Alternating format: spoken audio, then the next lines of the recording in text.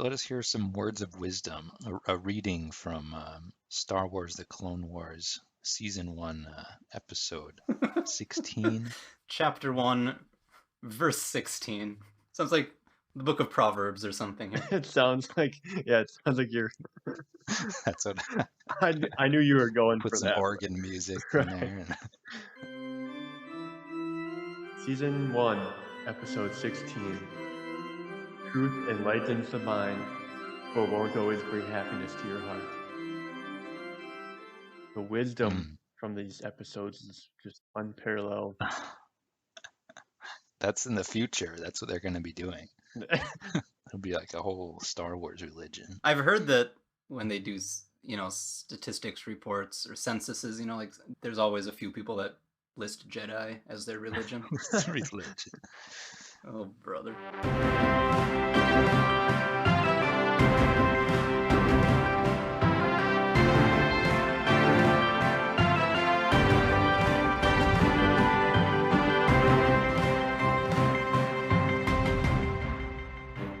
Disclaimer, potential Mandalorian Season 2 spoilers ahead. Yeah. It's out now. We just got done seeing the first episode of Mandalorian Season 2, which is not our topic today, but we just kind of couldn't wait to... We can't wait 2 years to discuss it. So just dropped last Friday, and it's all anyone's talking about. If you're not talking about it, I don't know what you are talking about. Then what are you talking about? What are you even talking about? Yeah, how about that crate dragon? Yeah, what a weird crate dragon, though. That was really nice. I mean, you don't ever really see it. Since when do they burrow underground? I don't know. I don't know my crate dragons. Do you? All I know about them is the skeleton that 3PO walks by. Oh. So, what else do we know about them? Where have we seen them? Okay. No, they're in Knights of the Old Republic. There's one. You blow it up with As mine. is Oh yeah, I guess everything. it's more like a lizard. Okay. Isn't it? Yeah, he comes walking out of the cave and then just gets blown That would be a up. little much to be burrowing underground for Knights of the Republic. Technology hindered them from showing the true power of the crate dragon. Maybe they've evolved in 2,000 years. Maybe there are different species. Breed. I don't care. Like they were just, they kind of ran with the concept, and it's all good. But the Tusken Raiders cut open its stomach and find the crate dragon pearl, which was fantastic. Just a little Easter egg. Yeah, that is pretty awesome. Was that an Easter egg they found in It there? had no relevance to the episode. Oh, but was it did because incredible. they were like, "Hey, we want that." No, I know. But they didn't explain what it was. No, I'm saying it looked like a literal Easter egg. Right, yes. What do you do with one of those? It's just something, you get it in the game, and it's Okay. very valuable. right. And you Alright. can It'll- kind of retrofit it into a lightsaber crystal. I'm not sure how that works, if it's actually Nice. that big. It'd have to be a pretty big lightsaber, but... And with like giant teeth. What? No. Lightsaber. The ball would become not the whole The- dragon. Just the pearl. That's what I'm only referencing the pearl. It's a crate dragon lightsaber. Yeah. I know. It was neat though. I liked it. Hmm. Yeah, I thought it was really good. And we got our first glimpse of presumably Boba Fett. Right. I know. I'm excited for the next episodes here, because they're definitely doing some interesting things with the series. Star Wars is such a cool universe, and they're actually like doing cool things with it. It's great. You know what I also love about this is something I think we've mentioned before, but that things such as Boba Fett crawling out of the Sarlacc pit and surviving, Yeah. like this is all just stuff that fans were creating. I Well, think those maybe were it was in some like comics, licensed novels and things, The but legends. it was never anything as official as a movie. But like the people who were telling those kinds of stories are now the generation of official writers and directors of official Star Wars. You're saying that the official films and shows are now fan fiction? No, I'm saying the fan fiction has become real Reality. Yeah. reality. Within the Star Wars universe. What? I mean, no, fictional reality. I know. Oh yeah. It's real. I knew it. It's all real.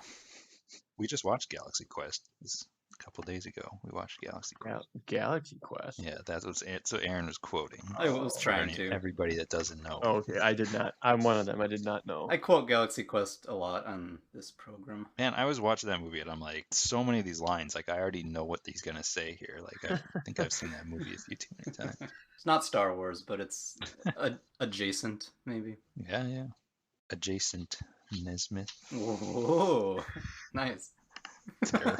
Terrible pun. That's the character's name for everyone who doesn't know. What's his name? Jason Nesmith. Just Jason. go watch the movie. Oh boy. All right, Star Wars. What are we talking Yeah. about? What are we talking about this week? The hidden enemy. Yeah, the hidden enemy, obviously. How could you not figure that out? Which enemy? Well, it's hidden, so we don't really know. What is this episode called? The hidden enemy. Okay. I thought this was the name. I would maybe think of a different one. The last one was called Trespass. Okay. That's the next one. The previous one. Next one is called Blue Shadow Virus. Oh.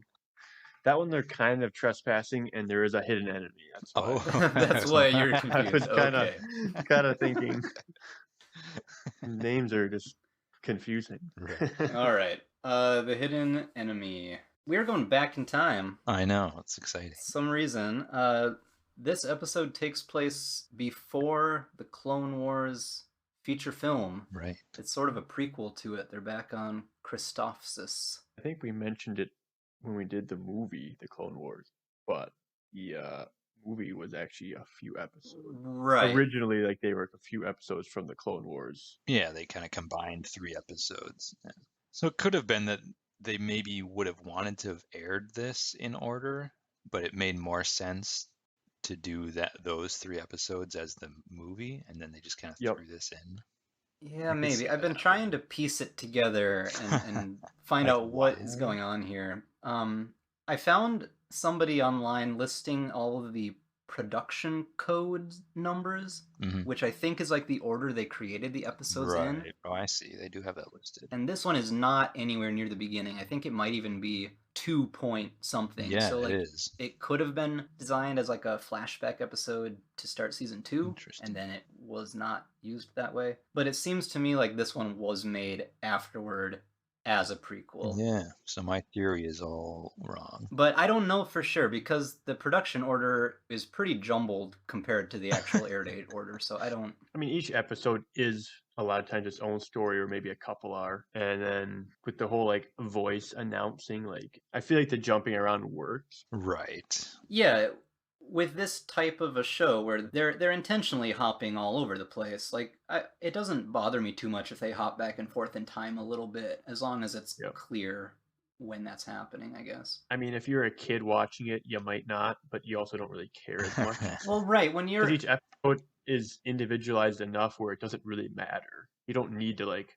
There isn't some overlying plot that you have to follow. my memory of being a kid watching any cartoon is I just watch whatever happens to be playing on the TV at any given moment. Like even shows that I was really into, it never crossed my mind to like look up the schedule of like, oh, a new episode of this is coming out Friday night. I got to make sure to watch the latest. Yeah. Right? Like kids are not watching these in any kind of order anyway, even when they first aired. To try to watch them in order to like see kind of this meta narrative evolving. Like Yeah, no, they're just what?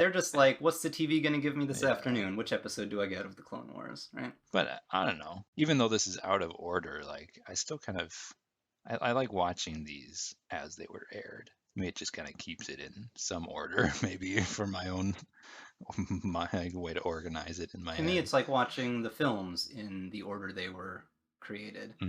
Right. Like it makes it, even They do though they're build on each other, yeah. chronologically starting with number 1, like it makes way more sense if you watch them in the order they were made. And like we've seen Rex and Cody in other episodes, so like I know who they are now.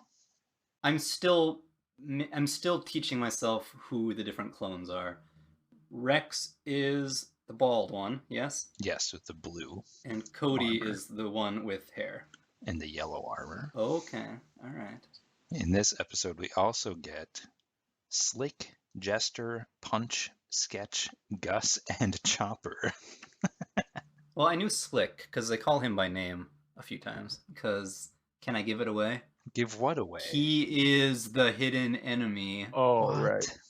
Or at least he's the TR-8R of the clones. He is the hidden enemy, yeah. So, well, yeah, I mean, let's just kind of summarize what happens. There is a traitor amongst some clones. They don't Right. know who it is, but somebody's passing information to Asajj Ventress. And so is it Rex and Cody team up? This is sort of a clone-centric episode, and they're trying to root out which clone is responsible. And then, meanwhile, Anakin and Obi-Wan confront Ventress. Yeah. They were setting up for some kind of ambush, I think. Like Anakin and Obi-Wan and some clones. But then, like, the droids got the drop on them because somebody's given all this insider information, right? Yep.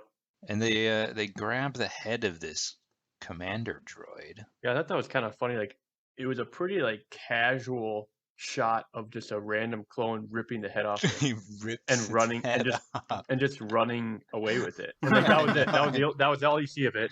You're like, okay. Yeah. Then you see the droid without a head. It's like Like, what if they never reference that again? Like, that's what it felt like. They easily could have not It's referenced. just like taking it for fun. he's just collecting heads. Like that was a pretty important move, but like the way they played it off, they could have easily just not showed it again. I felt like it was so casual. I know. Later, there's a clone who was collecting droid fingers. Yeah, and he's like ashamed of it. Like Yeah, it was like disgraceful. Yeah, the other clones are like, I can't believe you would do something like that. I don't It's really disgusting. get it, yeah, Like, Well, why weird, would you right? do it? And also, why is it gross? but well, I think it's funny because it's like they're like comparing it to like if you were in war and someone was doing something grotesque like collecting their fingers. that Totally would be gross. kid friendly yeah. with droids, but it's like that's what they were like. In my opinion, that's what they're comparing it to. Well- Because why would anyone care if they collect battle droid fingers? Making a necklace out of fingers. You know, I think you're right, actually. I think that's what they're going for, but That's like, for sure what they're going for. But I don't know. But there's mixed messages about, are we supposed to care what happens to droids or Yeah. not? Because usually they don't care, but like occasionally something like this happens. I mean, I think regardless, it was just he was breaking like their code or whatever, and that in itself is Yeah. shameful. I guess. what's their code? Like, They were saying like you don't take anything off the battlefield. It was something like that. Okay, I guess. I don't. Yeah, that's what I'm saying. It doesn't really need to make sense like logically, but it was a rule they had, or just a kind of stigma they had for whatever reason, and it's not a good thing to be doing. Yeah. They don't tell us why, but it's their rule. Okay. Yeah. All right. I can go with it. Let's cap off with the droid head. This is how they find out that somebody's giving them insider info, right? Just to explain what the droid head was for, so we don't leave you hanging. Oh, right. Like the show did for a minute. So they're having this. Rex and Cody are having conversation with Anakin and Obi-Wan, saying like, "We've got to, figure out who the mole is," and then Anakin and Obi-Wan say that they're going to sneak into the Separatist like headquarters on the planet. And as soon as they leave, Cody, he sees that there's a active comm link just sitting on a table, like someone's listening in. well, it looked like that's because they turned them all in there or something. I mean, there was like 3 in a row, so that was my thought. Yeah, it was like they should all be like deactivated, but Right. somebody like intentionally left it on. Yep. And it's the same communicator that Qui-Gon uses in Episode 1. That was fun to see these things. We had a toy of one. That's I really know what that's they right. look like. You could slide the little chips into it, and it would play a line from the movie. A really, really grainy audio clip from the movie. It's a stand up. Let's go. They clearly haven't upgraded their communications. Oh yeah, this is like 12 years, 15 years later. But yeah, so they see that somebody was like spying on them. And so Cody and Rex are chasing them down these corridors in the base. They go different directions, and they just meet each other. And like, what happened to him? Where'd he go? Yeah. There's only one exit out of this way. It's into the clone mess hall. They don't see anyone running in here, so it's got to be a clone.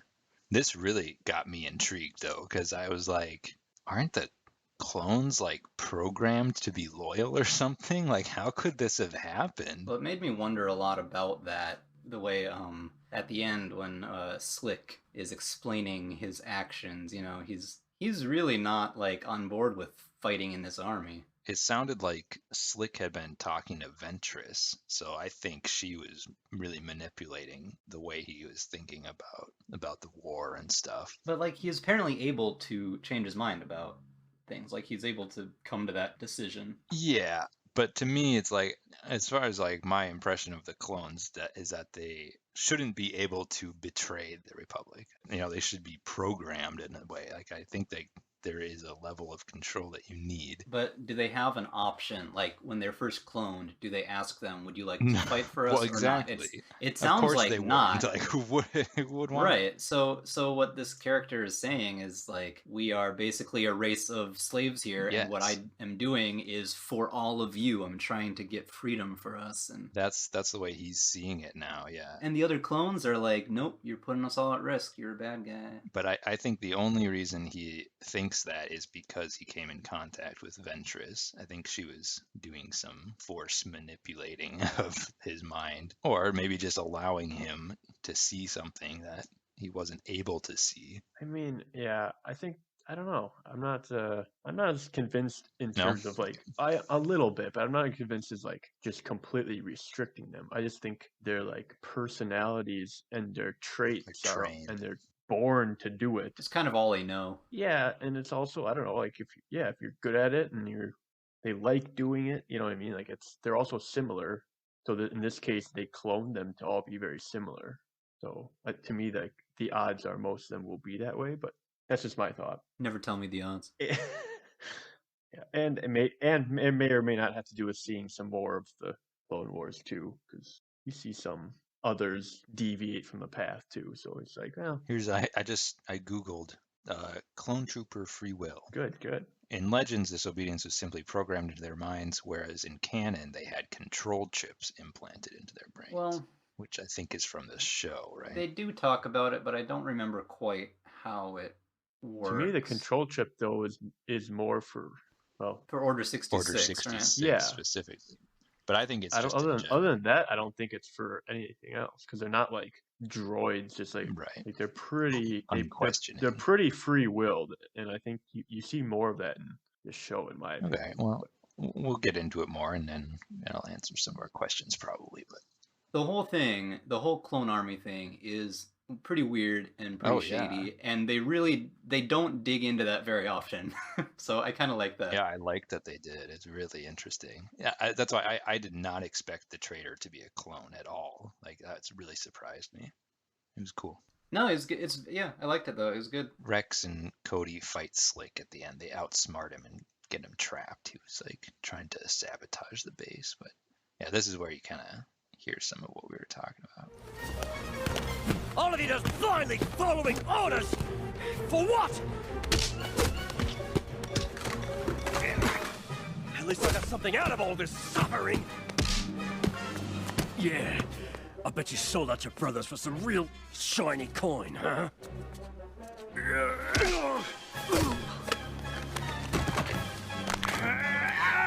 Yes, she offered me money. But she offered me something more important. Something you wouldn't understand. Freedom! Breaks Rex's leg. Rex, you like get broke apparently, but he's like, isn't he like walking around? Like I don't know. They don't really. Yeah, he's just standing. Like Oh, look at he's walking around. Maybe- like, clearly Maybe his they legs just didn't cloned him a break. new leg real quick. They insinuate with crunching, and then it says bones cracking in the subtitles. But if you don't have subtitles on, maybe you just think, oh, it so looked pretty painful for him to not. they sure make it seem like he broke his leg. Well, I forgot by the time we saw him in the next scene. So But yeah, I guess that was an interesting conversation because he's like doing it for the clones and he's like really against what they do, but then he's like, I love you guys. Like, He's like, I love my brothers. Yeah. Slick, it was you? He gave us a bit of a chase, sir. You couldn't be a greater disappointment. How could you do this to your brothers? Only a Jedi would ask that. It's the Jedi who keep my brothers enslaved. We do your bidding. We serve at your whim. I just wanted something more. And all you had to do to get it was put the rest of us all at risk. I love my brothers. You're too blind to see it. But I was striking a blow for all clones. Some good arguments there. I mean, As far as he's concerned, he's doing the right thing to try to help Right. his brothers. Yep. I like how the clones call each other brothers. They say, "This is a problem. This is one of our brothers doing oh this." yeah, and that's totally. I mean, Isaac, like the Republic Commando, like that's the way they all like behave and stuff. Yep. Yeah, that's spot on. They're not just a squad of soldiers. They are brothers. Well, I mean, that is true, but I do think a lot of that does actually happen in real military situations. Clones are not. Oh, for you know what I sure, mean? for sure. So, A band of brothers. right. Yep. Yeah, for it's sure. like the main, like this is like the best song from Public Commandos, and it's called Vode An Brothers All. I don't know what that stands for, but that's like the song, man. You would recognize it for sure. I think it's like Oh, the yeah. main menu music. I'm sure I'd recognize most of them. We played that game a lot. Oh yeah, here it says there's like some chanting kind of music in it. Oh wow, I don't know where they got this. This is from like the Wikipedia probably. It's on the description for the video. It says this song is a Mandalorian war chant that was featured in Oh. Republic Commando. The chant would often be sung before battle by Mandalorian soldiers of all classes, found its way to the Clone Wars, and was often performed as an exercise for clone troopers, ARC troopers, clone commandos. It is sung in the Mandalorian language called Mandoa. No way. It's very interesting. It doesn't say where that information is from, though. I mean, just another affirming why I love that they're doing the Mandalorian on all. Mandalorians are so cool. I am stoked to get like actual Mandalorian lore, and they did in the first season quite a bit too, with like walk the path of the Mandalore and stuff, and I'm like, oh, that's so interesting. Sure, gonna keep diving into that. Oh, they're going to get into it a lot in these cartoons, too. Yeah, All right, well, I am ready to move on and get to our next episode. that's fine. So, join us next time on Star Wars Total Rewatch for Blue Shadow Virus. Yeah, sounds crazy. Mm-hmm. I don't know anything about it. Well, it has a Blue Shadow virus in it. I'll give you that much. That doesn't tell me anything. We may have just given the whole plot away in that one phrase. Yep. Oh. All right. See you next time.